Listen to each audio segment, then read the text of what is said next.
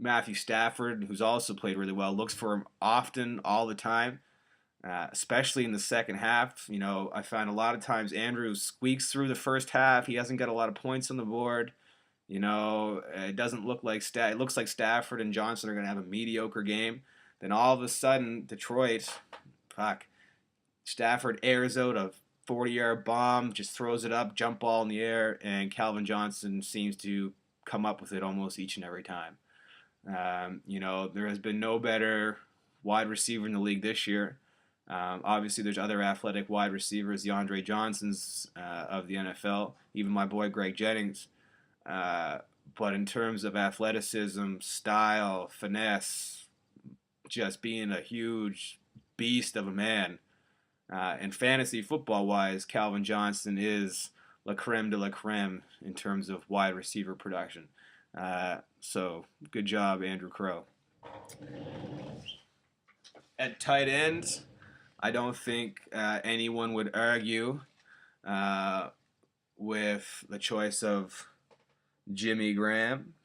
That's right, Jimmy Graham, the guy who played basketball his entire life, who played basketball for the University of Miami, who played apparently 1 year of college football, is now the most dangerous tight end in the NFL. I haven't got to see him play too much, only because I hate watching Brandon's football team because it drives me up the wall that he can have Cedric Benson and Sean Green on his fucking team and be 7-0. But Jimmy Graham produces each and every week.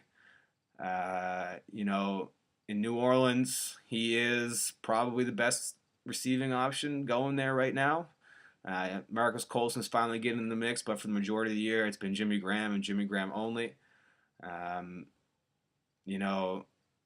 Dallas Clark's been a bust.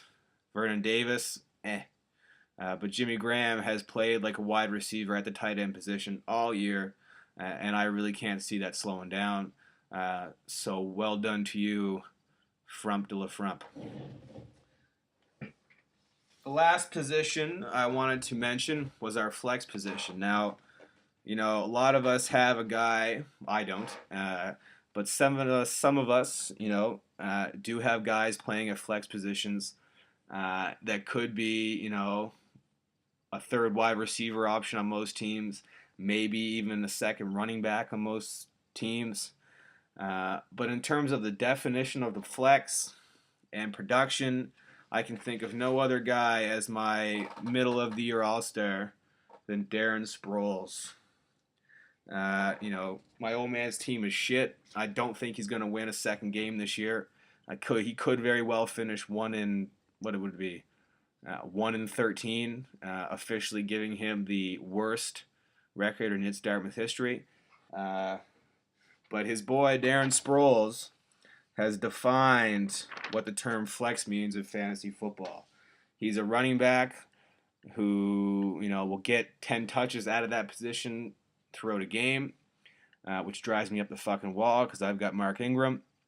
But Darren Sproles also will catch 5 or 6 passes during a game, take them for 60 yards, take them for a touchdown. In terms of what the flex means in our league, a running back or a wide receiver, Darren Sproles defines that position. So well done to you, Kevin. Hats off. Hat on. In terms of, what did I do with that now? I had a piece of paper here. Oh, there it is. With who's playing who this week. I guess I'll finish this week up by giving you my predictions on who's going to win this week.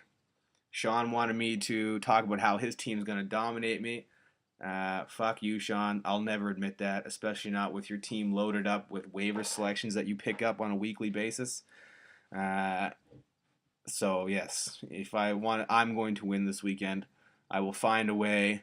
I will talk to my boys. I'll give them the Any Given Sunday speech, and I will find a way to win. Who else is playing who? Johnny versus George.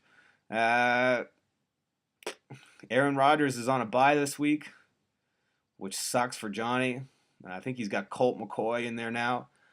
George has A George-esque type team. If Steve Smith can do something, if D'Angelo Williams somehow doesn't end up sucking balls this week, George could upset. But I think it's Johnny's week to win. I think Johnny wins this one, but we'll see what happens. Crew Tommy versus the B Randy. I mean, obviously, I want Brandon to win. I mean, Brandon to lose. Sorry. The more he wins, the harder it makes it for myself and Two Scoops to keep pace. But Crew and Tommy's team is not good. What was with that fucking trade you guys made? I forget who it was. Just doesn't seem straight. Anyway, I guess I got to give it to Brandy. He's without Cedric Benson. Who gives a shit? But obviously Mike Wallace is perfectly capable. Matt Schaub, continues to prove that maybe he should be talked about in terms of some of the better quarterbacks in fantasy football. Frank Gore, Frank Gore is perfectly capable of playing. I think who's San Francisco playing? Cleveland. So you know what? I gotta give it to Brandy. I think he's gonna go 8-0. Fuck me.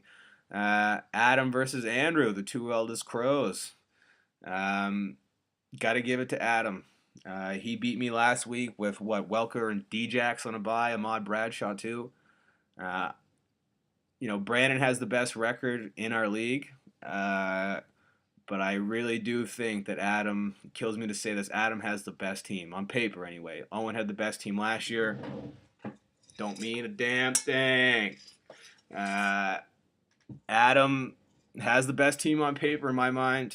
Ahmad Bradshaw's he's gonna get his. Obviously, Welker's gonna get his. Djax, will get his from time to time. Larry Fitzgerald's been kind of a bust. But he's still Larry Fitzgerald. And obviously, Arian Foster, fuck him, is awesome. And, Adam doesn't need a really good quarterback when he's got so much other guys producing.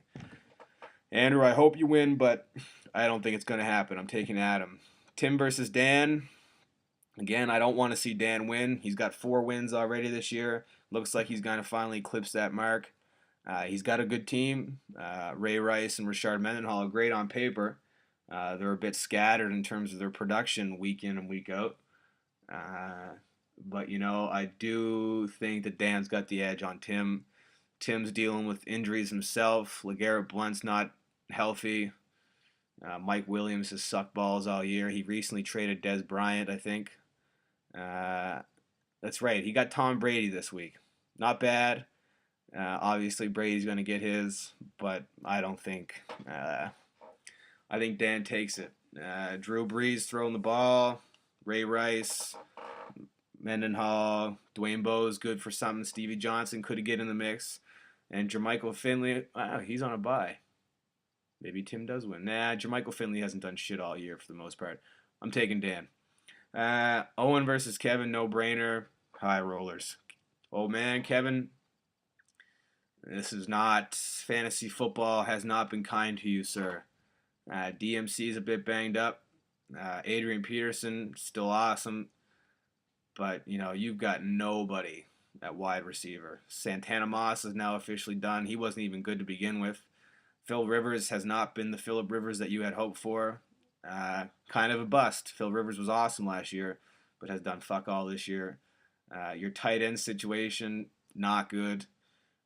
Overall, outside of Sproles, McFadden, if he can stay healthy, and AP, your team is garbage. Owen has on a 3-game losing skid.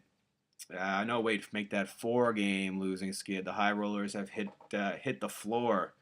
But again, they do have guys that can win. Matt Forte, awesome. Miles Austin, awesome. Brandon Marshall and Anquan Bolden haven't really done anything amazing yet this year, but they're capable of doing it if their quarterbacks can get the balls to them. Obviously, LaShawn McCoy is a stud, and obviously Ben Roethlisberger can do it too. So yeah, I think Owen wins. Did I mention that Adam has Jason Witten too? Fuck me. Adams got a good team. Could be his year. Again, it kills me to say that, but very well could be. Uh, I think that's it. I think that's all for me. Uh, the World Series is about to start soon. Game 6. Rangers, I think, take the Cardinals in 6 tonight. Um, my family's in bed.